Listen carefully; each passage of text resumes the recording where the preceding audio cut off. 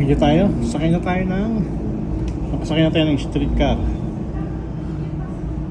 Pauwi na tayo sa bahay. Yun lang ang gala natin, may binili. Hindi ako lumalabas pag wala talagang kailangan bilhin. Pag wala akong bibilhin, nasa bahay lang ako, hindi ako lumalabas. Kasi gastos lang pag lumabas ka. Kasi paglabas mo, pamasahe na agad yun. Alam mo ba kung magkano pamasahe dito sa Toronto? $330 ang pamasahe. So, ang laki nun, ha?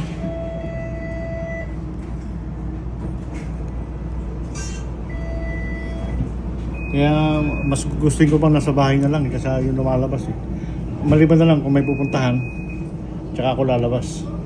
May bibilin, kailangan bilhin, kagaya nito, may bibilin ako. Eh, lumabas ako. Yun. Ayan, no? Townhouse. Ayun. Ang ganda ng townhouse. Kailan kaya magkaroon ng ganito? Townhouse yan, no? Townhouse. Yan. Oops. May streetcar na dumaan. Ayan ang townhouse.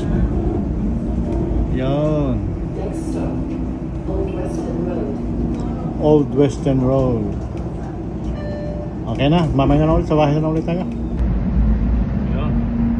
Nandito tayo sa streetcar. Yan. Walang katao-tao. Parang inargila ko yung streetcar. Alam nyo bang itong streetcar na to 50%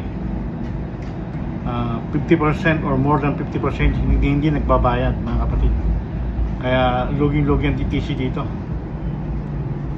Lalo yung mga isang stop lang ang pupuntahan, 80% hindi magbabayad yung mga yun. Yung mga short distance lang sila, yung mga one stop, two stop, hindi nagbabayad yan. Lalo't alam nila na walang inspector, wala na. Yun, nagbayad. Narinig ko nagbayad. Narinig mo pag nagbayad tot!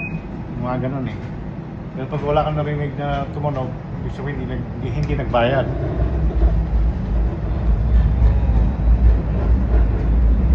Tao-tao, ano?